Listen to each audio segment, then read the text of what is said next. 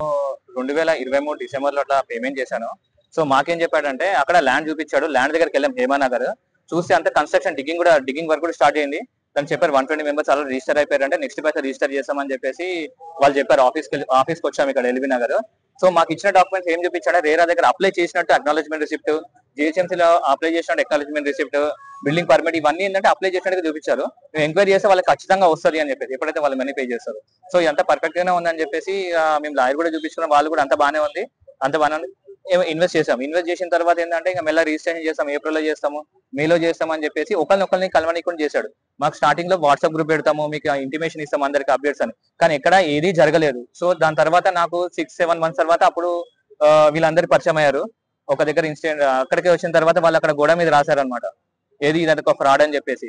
అప్పుడు మేము రియలైజ్ అయినా ఇది ఒక ఫ్రాడ్ అని చెప్పేసి వాళ్ళ ఇంటికి ఇది ఇక్కడ నాగోల బండ్లగూడలో వాళ్ళ హిందూ అరణ్యలో విల్లాలో ఉంటున్నాడు. అక్కడికి అందరు వెళ్ళిన తర్వాత ధర్నా చేస్తే వాడు అక్కడి నుంచి అబ్స్కాండ్ అవ్వడము, మధ్య మధ్య రావడము, మాకు చెప్పడము, మీకు ఇస్తాను అది ఇస్తాను ఇది ఇస్తాను అట్రాక్ట్ చేయడము, మాటలతోని వాట్సాప్ లో చెప్పడం అని మా గ్రూప్ లో చెప్తున్నాడు. కానీ ఎటువంటిది ఏం చేయలేదు.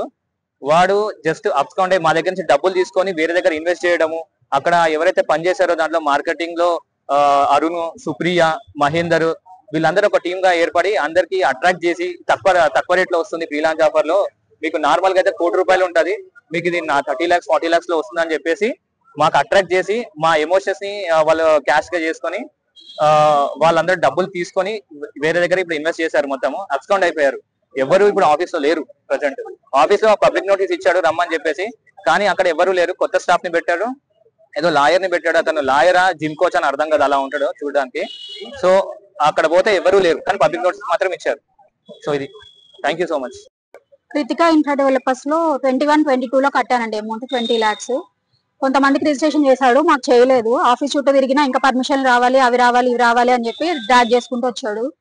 లాస్ట్ ఇయర్ నుంచి లేదు మేము డ్రాప్ అయిపోతాము, మాకు అమౌంట్ ఇచ్చేసేయండి రిటర్న్ అని చెప్తే సరే అని చెప్పి అన్నాడు. రోజుకోసారి వచ్చేదాన్ని, మేము ఇక్కడ కొత్తపేటలోనే ఉంటాం దగ్గర కాబట్టి రోజుకోసారి వచ్చి కూర్చునేదాన్ని. నాకు అమౌంట్ ఇచ్చే వరకు నేను వదిలేదు లేదు, రోజు వస్తానని చెప్పి రోజు వచ్చి కూర్చున్నాక చెక్ పడేశాడు ఒక అమౌంట్ కి. అది 1 month తర్వాత రేట్ వేసి ఇచ్చాడు.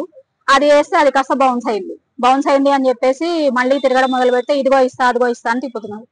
తర్వాత ఇలా గ్రూప్ ఒకటి ఉంది అని చెప్పేసి ఇంకా నేను వీళ్ళతో పాటు జాయిన్ అయినా. అప్పుడు ఎవరు ఏం తెలియదు నాకు, ఎవరున్నారు, ఎంతమంది కట్టారు ఏంటి, అసలు ఒకళ్ళు వస్తే ఒకళ్ళతో మాట్లాడించేవాడు కాదు. అందుకని ఎవరు ఏంటి అనేది ఏం తెలియదు. సో ఇప్పుడు బోడుపల్లి 2157 నెంబర్ దానికి కట్టాం మేము amount.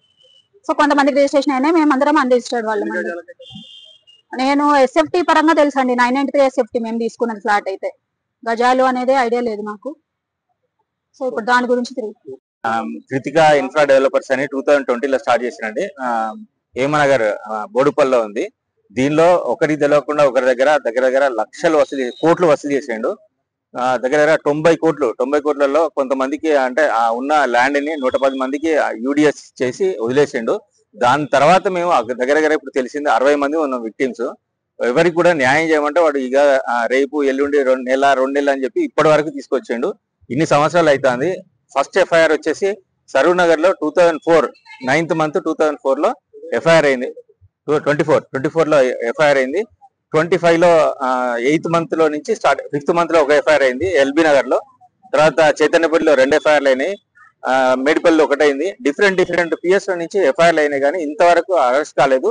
Last Friday SOT Saroor Nagar వాళ్ళు అరెస్ట్ చేసి ఎల్బీ నగర్ పిఎస్ కి హ్యాండ్ ఓవర్ చేసిండ్రు. వాడిని రిమాండ్ లో తీసుకున్నారు, వాళ్ళు విచారిస్తున్నారు. దాని గురించి మాట్లాడడానికి పిఎస్కి వచ్చాము. ఇప్పుడు కలిసిన నర్సయ్య గారు దాని గురించి మేము చేస్తున్నాము, మా ప్రయత్నం చేస్తున్నాము. మేము ఇంకా మిగతా వాళ్ళది కూడా చేస్తాము, తప్పకుండా చేస్తాం మీకు న్యాయం అని చెప్పారు. ఎందుకంటే మిగతా వాళ్ళని ఎందుకు అరెస్ట్ చేయలేదని అడగడానికి వచ్చినాం. యాక్చువల్ గా మేము 60 మంది అండి, 60 మంది దగ్గర 20 కోట్లు దగ్గర 20 కోట్లు ఉన్నాయి 60 మందికి కలిపి. ఒక్కొక్కరి దగ్గర ఎమ్యూనిటీస్ కూడా రిజిస్ట్రేషన్ ఛార్జెస్ కూడా వసూలు చేసి ఇంటికి పోయి కూర్చొని వసూలు చేసుకొచ్చిండు వీళ్ళ ఫాదరు, వీళ్ళ భార్య, ఇంకోది సుప్రియ అని ఉన్నది, అరుణ్ గాడు, డిఫరెంట్ ఎవరికి దొరికితే వాళ్ళంతా దండుకొని వచ్చిండ్రు అనమాట. దాని గురించి న్యాయం గురించి మేము కొట్లాడుతున్నాం. అతని పేరు ధూమావత్ శ్రీకాంత్, ధూమావత్ గోపాల్ తండ్రి, భార్య పేరు రాధాబుక్య, తమ్ముడు శశికాంత్. వీళ్ళు నలుగురు ఒకటే కుటుంబ సభ్యులు. తర్వాత పిల్లి సుప్రియ, వాడు సెకండ్ తెలియదు కానీ పిల్లి సుప్రియ, తర్వాత మహేందర్, అరుణ్, వీళ్ళంతా ఒకటే గ్రూప్, వీళ్ళందరూ కలిసి అందరి దగ్గరికి వెళ్ళి వసూలు చేసినాం బాబత్ అనమాట. దగ్గర దగ్గర 20 కోట్లు. ఈ ఆఫీస్ కూడా ఎల్బీ నగర్ లో 2 ఫ్లోర్ల ఆఫీస్ తీసుకొని డివిడెండ్, బ్రిటిష్ వాడు చేసినట్టు డివిడెండ్ రూల్ గా 3rd ఫ్లోర్ లో క్యాబిన్స్ కట్టి ఒకరికొకరికి అంటే మాట్లాడడానికి కూడా వీలు లేకుండా చేసి వాళ్ళ దగ్గర ఒకరిని కాపలా పెట్టి వీడి ఈ విధంగా ఫ్రాడ్ చేసిండు. ఇప్పుడైతే రిమైండ్ అయ్యిండు. మరి మాకు న్యాయం జరగాలనేది కొట్లాడుతున్నాం బాగా. ఇప్పటి వరకు ఇది జరిగిన విషయం. పర్సనల్ లోన్ పెట్టి భార్య గుర్తొచ్చి